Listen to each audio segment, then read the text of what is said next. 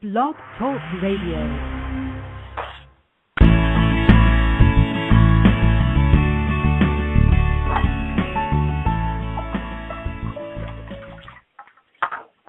Good day to all. Thank you for tuning in to the Uvisualeyes Show, where you will experience the top, most powerful, insightful, and talented teachers, speakers, and writers on inner wisdom, personal evolution, and love. This is your host and life transformation coach, Michelle Kraft. Welcome. If you missed the last show featuring the delightful Dr. Wolf on his new book, Time Loops and Space Twists, you will find the show in the archives and can listen at your leisure. The Uvisualeyes Show is becoming more exciting every week. Every time I turn around, there's yet another amazing teacher, healer, or shaman as my guest here sharing their amazing insights. And now, as we started just a few weeks ago broadcasting from Paris, France, it's becoming a much more stimulating and evocative experience. And, of course, today is no different. Dr. Judy Kuriansky is a world-renowned radio host, advice host, clinical psychologist, and certified sex therapist, popular lecturer and newspaper columnist, and author of many books. She is a pioneer of radio call-in advice and, more recently, of Internet advice, an adjunct professor at the clinical psychology program at Columbia University Teachers College, and visiting professor of Peking University Health Science Center in Beijing. She is a frequent commentator on international media, including CNN, on various news issues.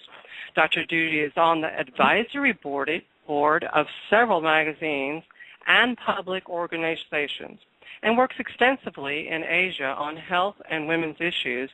And known for her relationship advice, Dr. Judy is also expert on emergency mental health services and has worked at Ground Zero and many other disasters worldwide and lectures about coping with world conflicts, including in the Middle East. I am delighted and honored that she is here today with us to talk about healing traumas. Welcome to the Uvisualeyes Show, Dr. Judy. Well, it's a pleasure. Thank you so much. And there's so much going on in the news that lately has so much to do with trauma of a personal nature when people are so sensitive about now our former California Governor Schwarzenegger and his former First Lady and NBC reporter Maria Shriver separating. That's a personal trauma that actually I was on CNN Showbiz Tonight talking about. And then there are all these international traumas. I was just on CCTV this morning about the third anniversary of the Sichuan earthquake in China. And then, of course, my band, the Stand Up for Peace Project, has been doing lots of concerts about the Japan tsunami and earthquake. So from personal traumas to international traumas of man-made nature, there's so much happening, and as we face the 10th anniversary of 9/11, there will be many people facing their emotions about that particular terrorist attack. Yeah, anniversaries have a way of doing that, and of course your experience and your involvement and recovery during these disasters is absolutely amazing and profound. And many of our listeners may be interested in your mission. Can you talk about what your mission is in your work? As a psychologist, Michelle, what I do is go to many of these disaster areas and do what's called psychological first aid. Obviously, people really need food and water and shelter, but we need to pay also attention to all the emotional issues. Clearly, after a trauma, whether it's personal or a flood or an earthquake, some disaster of that nature, some people want to withdraw and be quiet, but many other people want to talk. From a psychological point of view, it's a different kind of style. And so as psychologists, we're sensitive to that in helping people to emotionally be able to cope with their fears, their anxieties, their desire to curl up in a ball, or their need to spill out all their feelings about things. And so I've been after the tsunami in Asia and in Haiti recently in the earthquake and China in earthquakes, and I was working, as you had mentioned, around the pit and ground zero after 9/11, and in so many traumas, noticing how to help children with specific techniques and also adults to cope with the range of emotions. Right, and it's always very interesting to me what inspires someone to do this kind of work, because I actually was a psychology major first before I went into art and several other things. But psychology has always been very interesting to me, and I always want to know what inspires someone to become a clinical psychologist, to go into this work. Well, it's interesting you mentioned art, because art is I will, yes, for sure, say that. What occurs to me is that you mentioned about art, thinking about psychology and going into art. Well, they're very related, because art and drawing and having children draw pictures is really the gold standard in recovery from so many traumas, whether it's from child abuse or from suffering through a flood or an earthquake.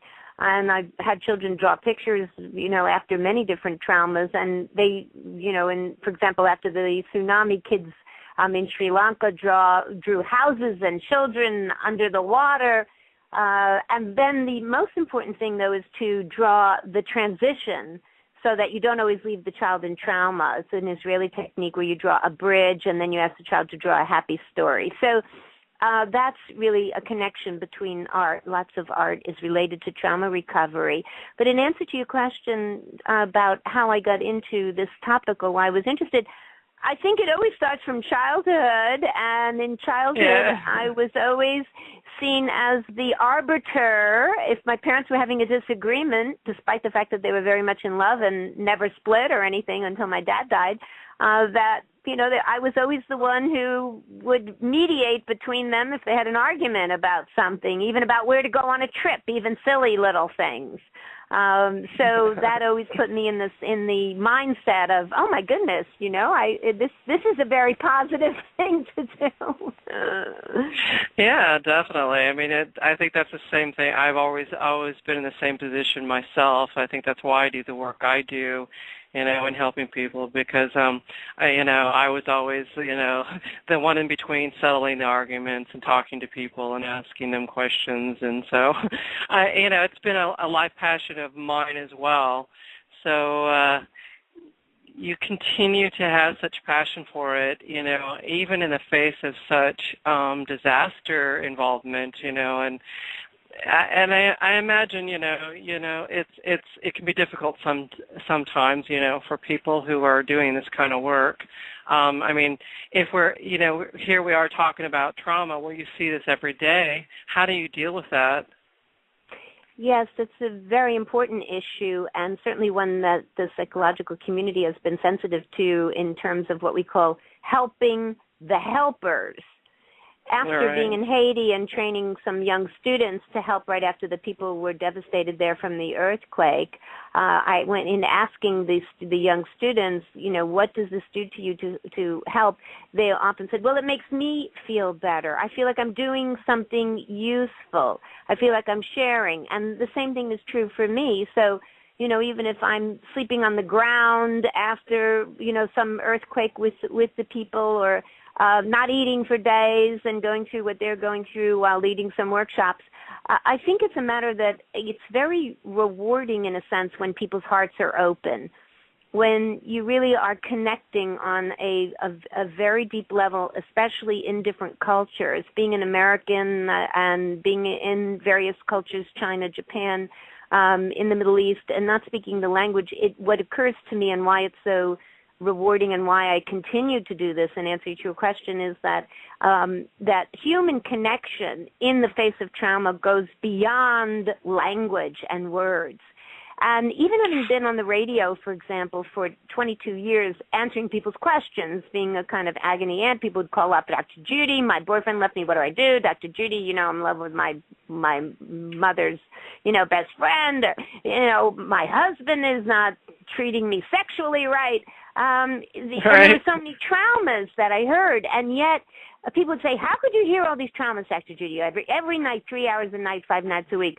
And I would say, yes, some of the stories are sad, but there is something incredibly enlivening about sharing the getting it off your chest experience, which leads to a calmness and a feeling of support that really allows one to get through the difficulty and is the, silver lining in the dark cloud. Definitely. You know what? That is it. You know what it is? It's your tremble. This is what I call your tremble.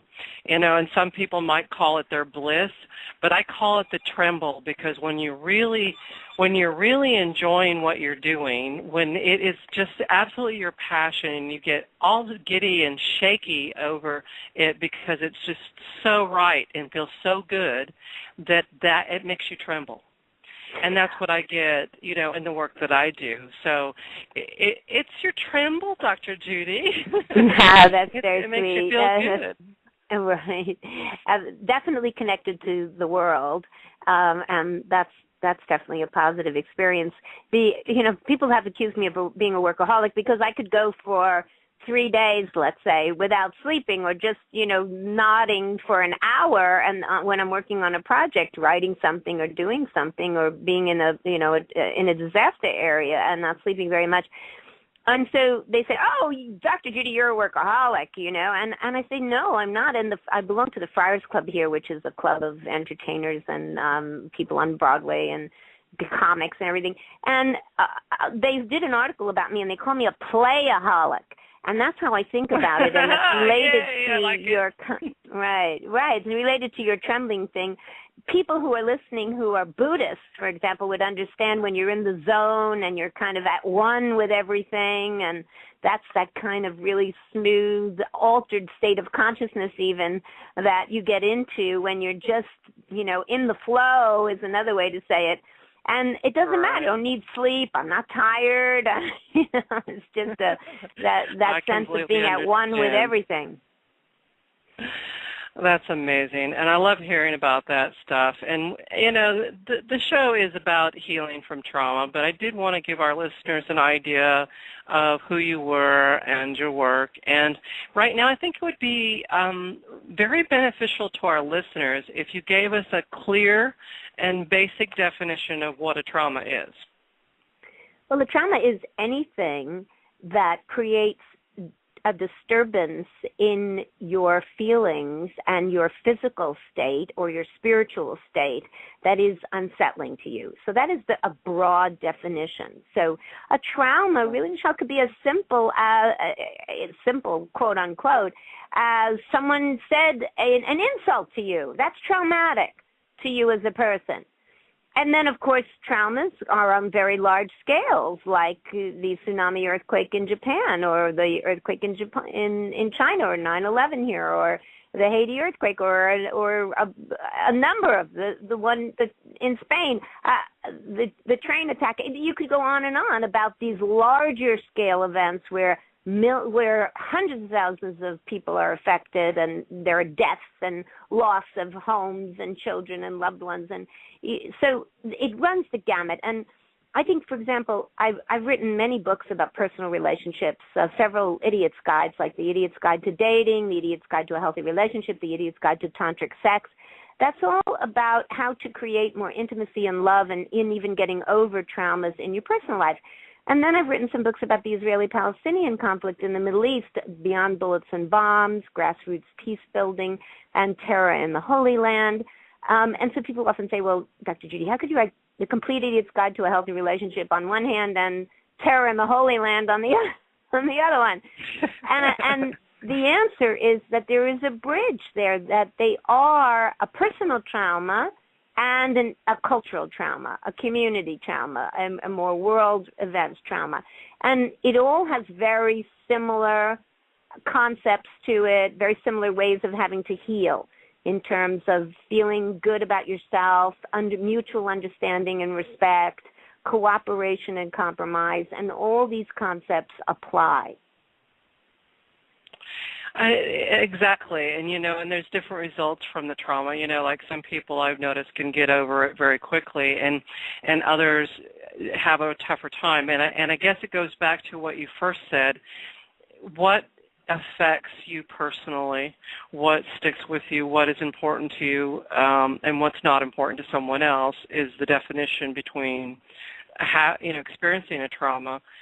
When another person just says, "Oh well, c'est la vie," out it goes, and the other person, it'll hang with them for years. Which brings us to a big part of the topic that I wanted to talk to you about. Is many people have we're going to talk about post-traumatic stress disorder, and many people have no idea what PTSD is. And many have even discounted the effects of this condition on people's lives. And I would love it if you could clear this up for our listeners as far as, the effects. Post-traumatic stress disorder, which is a PTSD, has really been a clinical term that defines an extreme of a reaction. And what's happened, interestingly enough, is that the word has become part of the lexicon. People use it very casually, "Oh, I've got PTSD," when really the criteria from the psychological and psychiatric community has been much more strict. But that's okay, because when people feel the extreme of something that has impacted them, and they can say it even by using the words, "I have PTSD," then at least they're communicating that they're upset. But what are the signs of it? I mean, the signs of it are difficulty in your